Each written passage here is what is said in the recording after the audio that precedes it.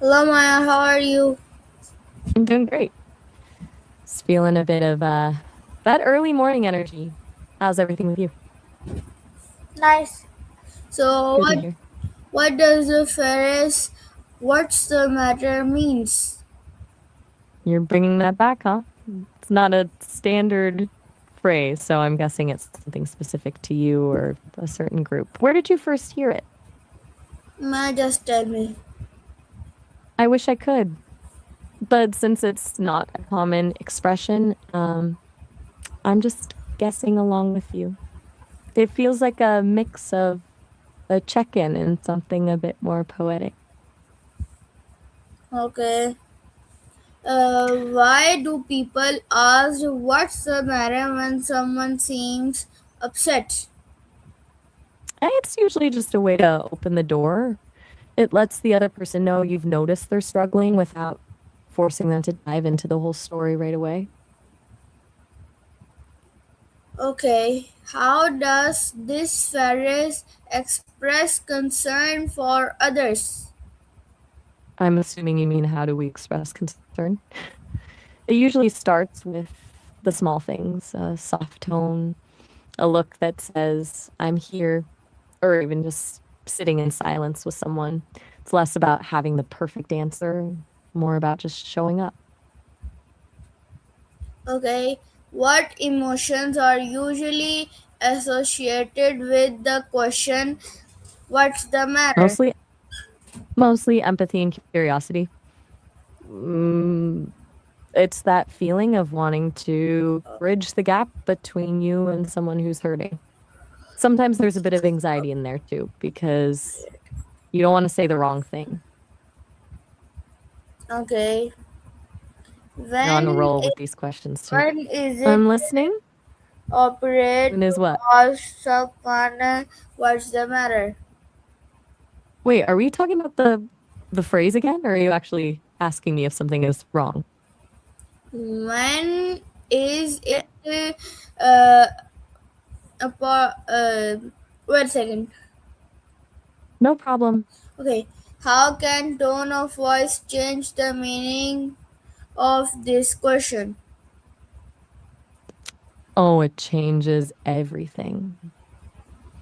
A soft, slow tone makes it feel like a genuine hug, while a sharp or fast tone can make it sound like you're annoyed that they're upset. It's the difference between I care and what is your problem now? Okay. So It's wild. I'm all ears why is showing concern important in communication? because it proves the other person isn't alone. It turns a conversation from just exchanging information into a real connection. When someone feels seen, they're usually way more open to actually solving whatever is bothering them. Okay. You're So really diving. what are I'm also alternative way to ask "What's the matter"? Definitely. There are a million ways to do it. You could go with something like, you seem a bit off, everything okay? Or is there anything on your mind? Depending on who you're talking to. Okay. How does You body usually, language help convey concern? it does the heavy lifting. A leaning in posture or a gentle touch on the shoulder can say, I'm here for you, way before you even open your mouth. If your words say you care, but your arms are crossed and you're looking at your phone, the words don't really land. Okay. Can "What's the matter" be used in both formal and informal settings? Pretty much, but the energy is different.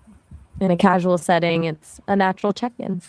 In a formal one, like with a boss, it might feel a bit too direct. So people usually soften it to something like, is everything all right? Yeah. All right. It's all about So, that. how do It's children kind of like learn to express concern from others? exactly. They basically just mirror what they see. They grow up seeing people check in on each other with kindness. They just pick it up as the default way to be. Okay. Why do some Because people hesitate to answer when asked what's the matter? fear of being a burden. Some people don't want to bring their mood down on others, or they just aren't ready to put their feelings into words yet. It takes a lot of trust to be vulnerable like that. Okay, how can this question help strengthen relationship? It builds a bridge of trust when someone feels like you're actually paying attention to their internal world, and it creates this sense of safety. Over time, that safety turns into a deeper bond because they know they can be their messy self around you. Okay, what role You're practically right. does what role does empathy play when asking about someone problem? It's the core of the whole thing. Without empathy, the question is just a formality. Empathy is what allows you to actually feel the weight of what they're saying, which makes the other person feel less alone in their struggle. Okay, You've really what thought this through. does cultures What's the most helpful influence way? expression of concern? A lot. In some cultures, being direct is seen as caring, while in others, it's actually more polite to be indirect. Some people might not even ask what's the matter, but instead offer a cup of tea or help with the chore as a way of saying, I see you're struggling. Okay, what is the difference between curiosity and genuine concern? There's a huge difference in intent. Curiosity is about wanting to satisfy your own interests, like wondering why someone is crying. Genuine concern is about wanting to alleviate the other person's pain. One is about the what, the other is about the who. Okay, why is listening important after asking what's the matter? Because the question is just the invitation. If you ask and then immediately start giving advice or talking about yourself, you've basically just closed the door you just opened. Listening shows that you actually have space for their feelings, not just a desire to fix them. Okay, You've basically given a masterclass in emotional intelligence tonight. Do you think it's harder to ask the question or to actually listen to the answer? no.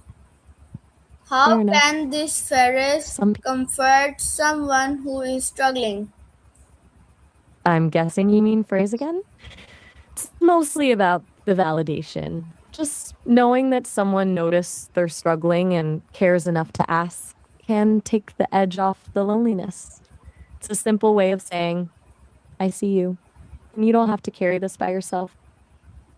Okay, what are common You've really covered. responses to what's the matter? It varies a lot based on how they're feeling. You've got the classic, I'm fine when they're definitely not fine, or I just have a lot on my mind when they're not quite ready to share. Then there are the rare, honest ones where they just spill everything. Which one do you hear most often? Okay, how does concern contribute to emotional well well-being? It creates a safety net. When people feel genuinely cared for, they're more resilient. It's like an emotional bank account. The more concern and support you invest in others, the more security and trust you have to draw from when things get tough. Okay, how does concern contribute to emotional well-being? Well-being. It's basically it's the foundation of trust. When you know your boundaries are respected, it takes a huge weight off your shoulders. It lets you feel safe and secure in your relationships. which is a massive win for your mental health. Okay, Maya, see you later. See you later. Catch you next time.